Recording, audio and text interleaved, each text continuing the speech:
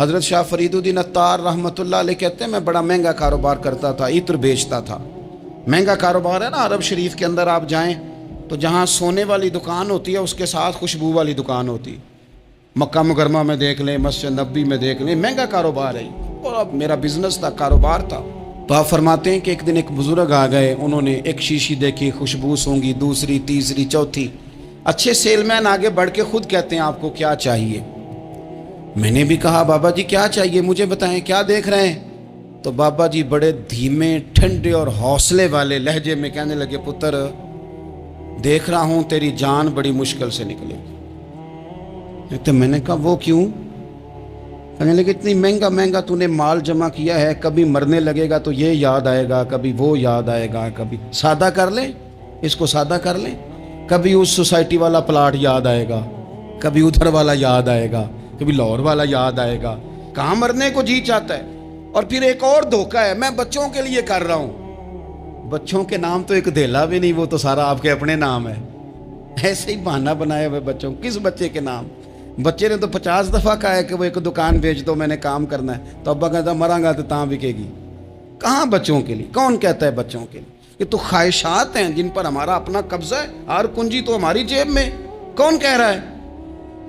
وہ تو کبھی جا کے ملے گا ان کو جب موقع آئے گا۔ تو کہا یہ اتنا مال جمع کیا ہے تم، پتر تیری جان تو مشکل سے نکلے گی۔ تو کہتے ہیں میں دنیا دار تھا، دنیا دار کو نصیحت کریں تو وہ غصہ کرتا ہے، طنز کرتا ہے۔ کہتے ہیں مجھے غصہ آیا تو میں نے جھٹ سے کہا، لوگ کہتے نہیں تو اپنی قبریں جانا ہے تو میں اپنی، کہتے ہیں میں نے جھٹ سے کہا، میں نے کہا بابا میری جان تو مشکل سے نکلے گی تو تیری کیسے نکلے گی؟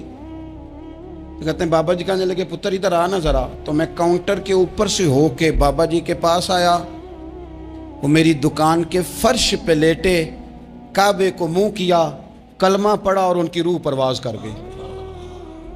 عرش فرشتے بانگاں ملیاں، مکے پہ گیا شور، بلے شاہ اسی نہیں مرنا، اے تے مر گیا ہی کوئی ہور، نالے وارث شاہ ہو کدوں مر دے جنہ کیتیاں نیک کمائیاں نے۔ کہا یہ دیکھ لو مر گئے، بس اتنی کام تھا، تیاری ہے۔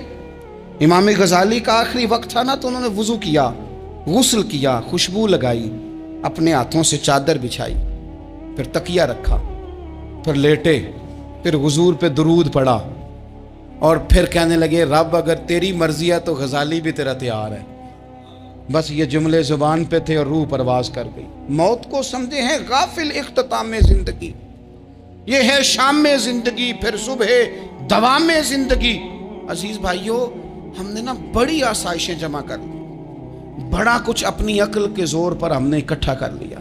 نہیں ہمارا پروگرام، کسی سے پوچھ لیں صحت کیسی ہے تو عمر اگر اس کی بڑی اوپر بھی چلی جا رہی ہو، اب تو خیر سالگرہ میں آنے کا رواج ہر جگہ آ گیا ہے، ہم سے بھی لوگ پوچھتے ہیں کہ آپ بتائیں آپ کس تاریخ کو پیدا ہوئے تھے، تو میں کہتا ہوں کوئی کارنامہ سر انجام دے لینے دو پھر بتا دیں گے۔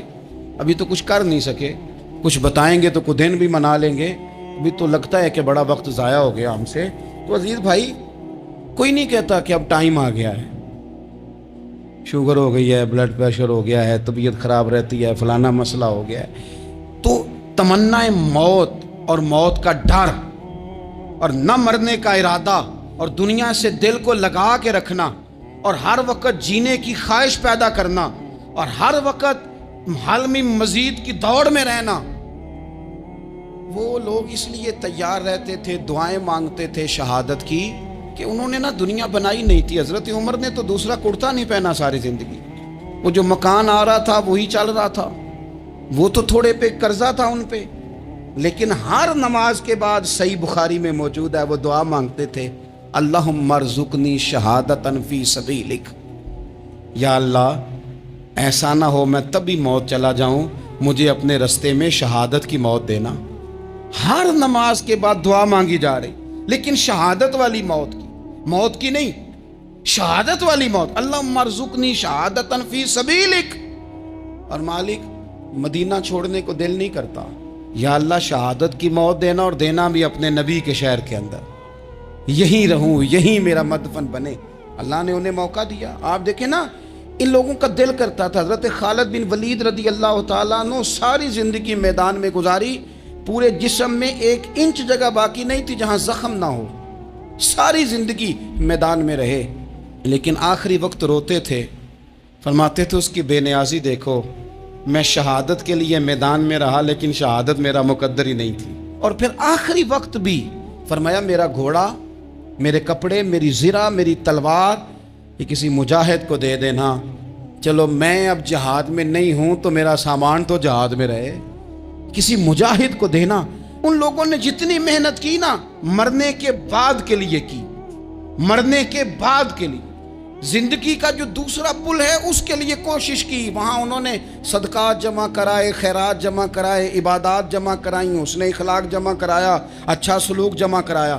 انہوں نے آخرت کے بینک میں ڈھیروں مال جمع کرایا، وہاں ان کے مکان بک ہوئے، جنت میں ان کے نام کی بڑی بڑی جگہیں اللہ تبارک و تعالیٰ کے فضل سے طے کی گئیں۔